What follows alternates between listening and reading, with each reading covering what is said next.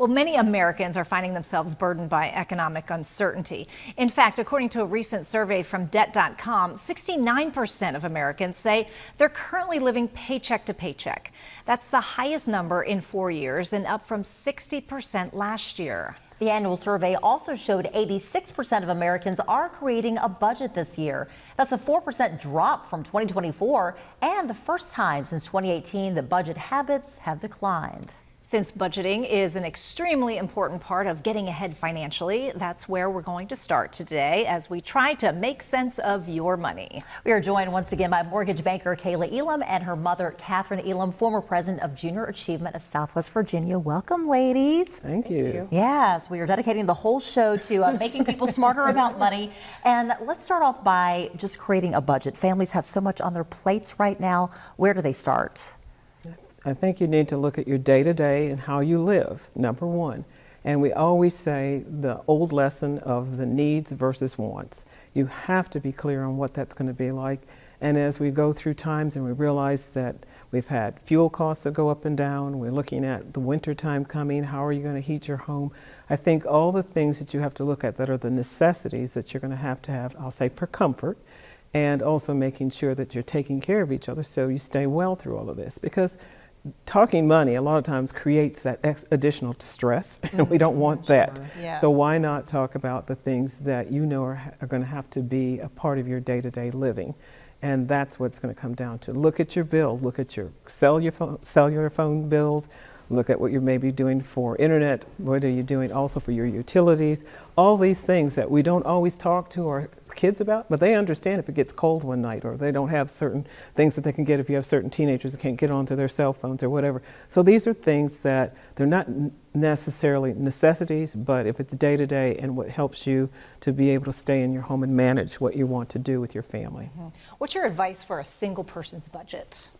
Goodness. Well, I think number one, again, what is within reason? What does your paycheck look like, number one? Right. What do you know? Right. Yes, some people don't always know exactly what their earnings are overall. They say, okay, you know, I make $20 an hour. That doesn't translate into $20 coming home with you. So what is your actual take-home pay? And then we look at, like, when we do rental properties for individuals as well, or for families, if they're looking to apply for a rental with us, we have that, or ask that they make 3 times whatever the actual rent is. So it's a good rule of thumb. They're not stretching themselves too thin for any one reason. And they can handle that payment for the rent because it doesn't include the utilities or the other fun things in life. So a single person or a married couple, you know, when it comes down to 2 people or a couple coming together, where do you all stand? What are your beliefs on things? Because you have to marry those ideas together. Are you a saver or are you a spender? You know, are you about having entertainment, or do you do things at home? And those are very important lessons that you have to kind of bring together when you're starting to budget with other folks as well. Yeah, have those honest conversations about money. And you mentioned the paycheck.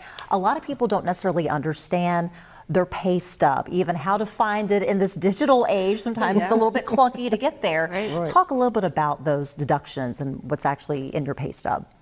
I think for us, you know, understanding from the mortgage point of view, you have to know what your pay stub is, because when people come to apply for a mortgage, the first thing we ask you is, what is your income and how can you prove that? So we want to believe what you say to us, but we also have to prove that because we have to show you your ability to repay. So knowing the app that your company uses, making sure you have easy access to it if they don't give you paper pay stubs. And then as far as your deductions, we don't really look at that as much of that on your application for mortgages. But it is important to know what you're paying out. You know, do you have your 401k in retirement? Because we can look at that to also be a source for your down payment when it comes to mortgage life. Whereas other things that can be taken out for your benefits and other natures, I'll let my mom talk more about, because those are things that she really has specialized in over the years to help train and educate. Yeah. I think We're just right. looking at an example of Right. a paycheck, and there's a lot there. It is. So if people haven't been on to their human resources app, they should do that and look at their paycheck and look at what's being deducted, right? I think what I said before and other times is, you know, you want to get to know your banker. We need to know your human resource person at your work. Sit and talk to them, ask them if there's questions there about what's coming out. All of us have what was FICA at one time. That seemed to be the standard. And that is actually a federal payroll tax that you're taking out to cover for Medicare as well as Social Security. So these are things that will benefit you later in life. But the other things are that you can have health savings account, a flexible one as well, that you might be putting additional money into. Do you have insurances coming out of that? Are you a part of a credit union? Are you able to get monies that way and you can put money into it? And there are people who unfortunately have to go through garnishment sometimes. So what is coming out of your check each time you get that? And you need to be able to sit down and analyze that. And even with the taxes that we pay, sometimes you want to change your deductions maybe based on when you have gotten married. If you came in as a single person, now you're married, you want to change that. So these are things you need to pay attention to, because we know every year there's a new ruling that comes out about the different deductions that we have out of our checks. And so we need to be very familiar with all of those, and that insurance in particular. And like I say, Social Security, and knowing and understanding the pay rate when it comes down to what you're paying in taxes.